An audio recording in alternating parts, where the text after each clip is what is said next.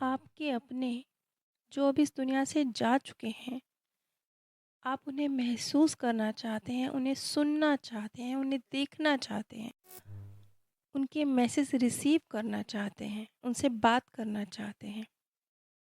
अब तक हम ये बात तो समझ ही चुके हैं कि मृत्यु जैसी कोई चीज़ नहीं होती।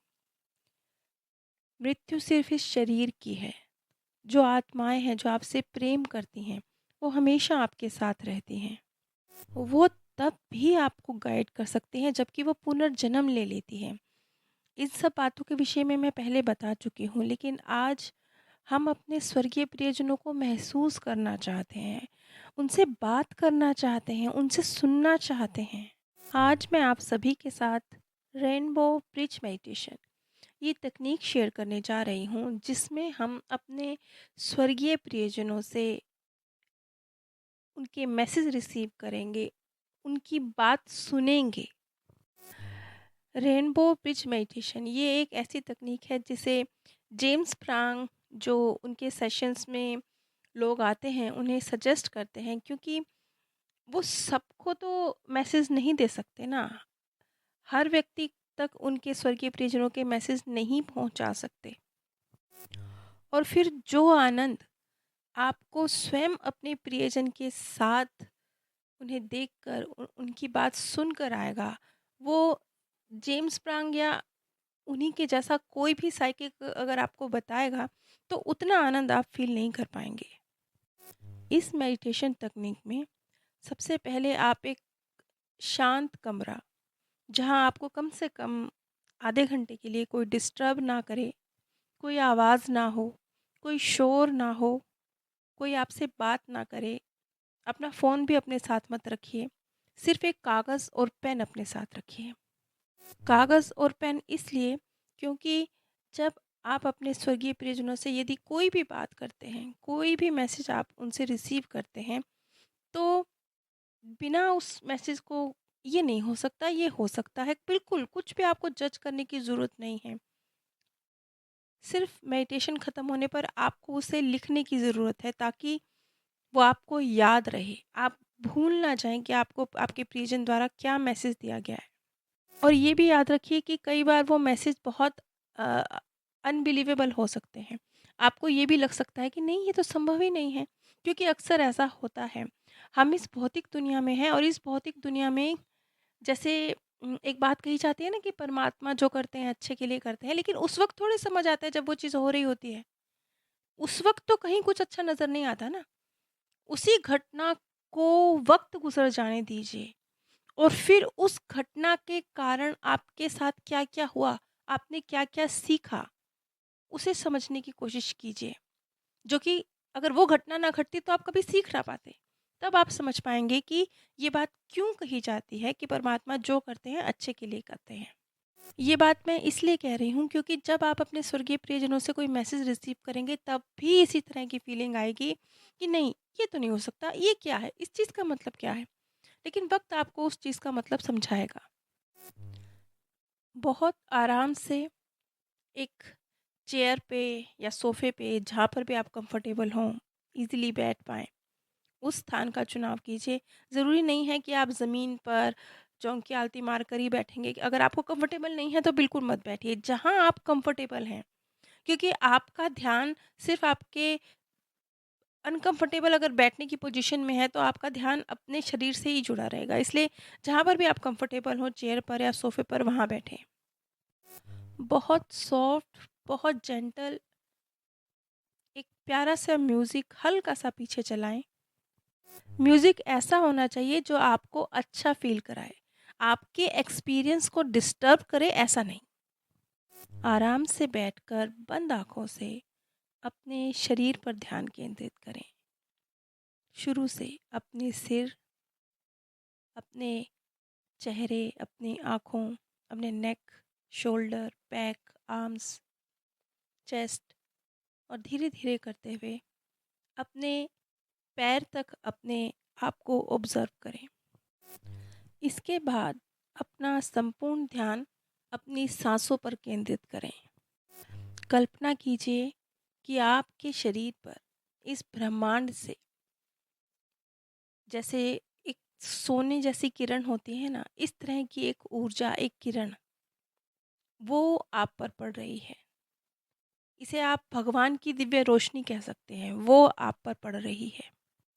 और जैसे-जैसे आप साँस ले रहे हैं, वो भगवान की दिव्य किरण, वो सोने जैसी किरण आपके सिर से होती हुई आपके पूरे शरीर में, आपकी साँसों के साथ फैलती जा रही है। और ये दिव्य रोशनी आपके शरीर के हर हिस्से को फुल करती जा रही है, हर हिस्से को भरती जा रही है। आपके हर सेल में, आपकी हर मसल में, आपके खून में, हर जगह, आपके हर अंग में समाती जा रही है। जैसा कि हम जानते हैं कि आत्माएँ भी तो ऊर्जा ही होती है ना, तो उसी स्तर पर हम अपने आप को महसूस कर रहे हैं। हम भी अपने आप को एक दिव्य भगवान की ऊर्जा से भरा हुआ देख रहे हैं, क्योंकि आत्माएँ भी ऊर्जा ही हैं। हम भी खुद को उन्हीं के स्तर पर ले जा रहे हैं।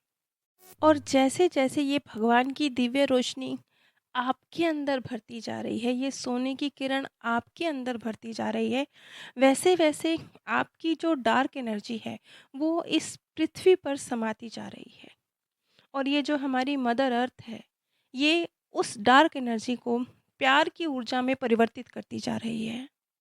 इस तरह से बहुत सारी साँसें लीजिए और अपने आप को आत्मिक रूप से बिल्कुल क्लीन कर लीजिए। और अब ये दिव्य रोशनी जैसे एक रेनबो होता है जिसके अंदर red, orange, yellow, green, blue, purple ढेर सारे कलर होते हैं, और हर कलर अपनी एक स्पेसिफिक वाइब्रेशन रखता है।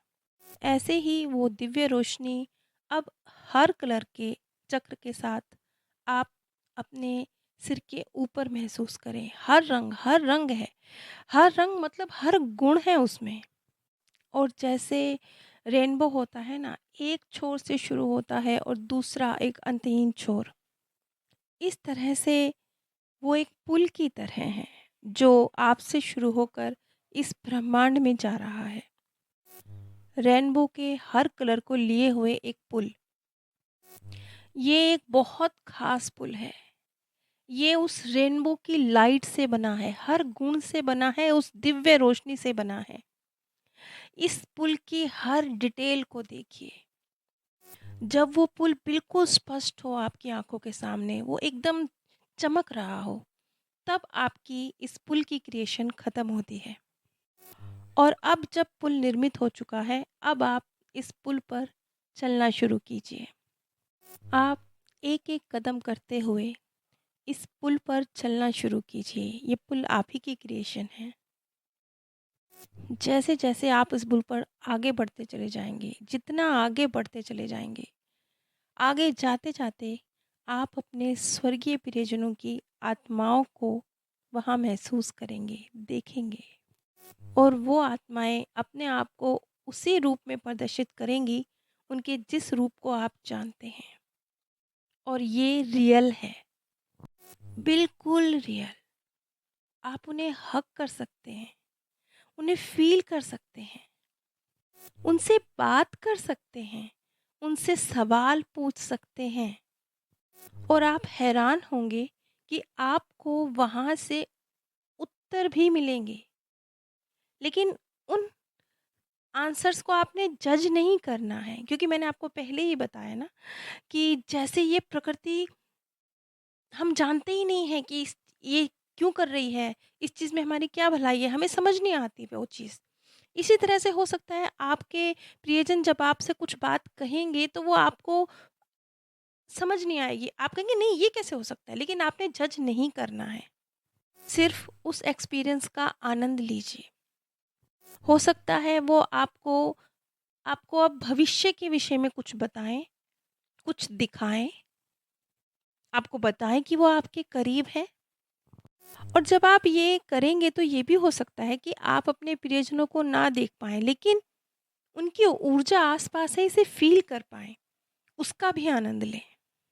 और आपको जो भी सवालों के जवाब मिलते हैं, या सवाल नहीं भी किए आपने, जो भी वो आपसे कह रहे हैं, जो भी वो आपसे कहना चाह रहे हैं, उसे सुनें, और जब आप अपनी इस जर्नी को फिनिश करेंगे तो एक बार फिर से अपने पैरों की तरफ ध्यान केंद्रित करते हुए फिर ऊपर की तरफ, आपकी टांगों की तरफ, आपके पीठ की तरफ, पेट की तरफ, चेस्ट की तरफ, शोल्डर की तरफ, और ऊपर जाते जाते अपने हेड पे एक बार फिर से उसी दिव्य रोशनी को फील कीजिए।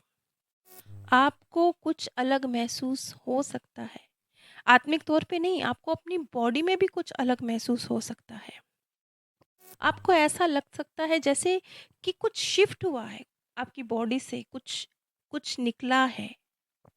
ये मेडिटेशन एक बहुत ही खूबसूरत टूल है आपकी बॉडी, आपकी माइंड को हील करने का, आपके स्वर्गीय प्रियजनों से आपकी बात करने का।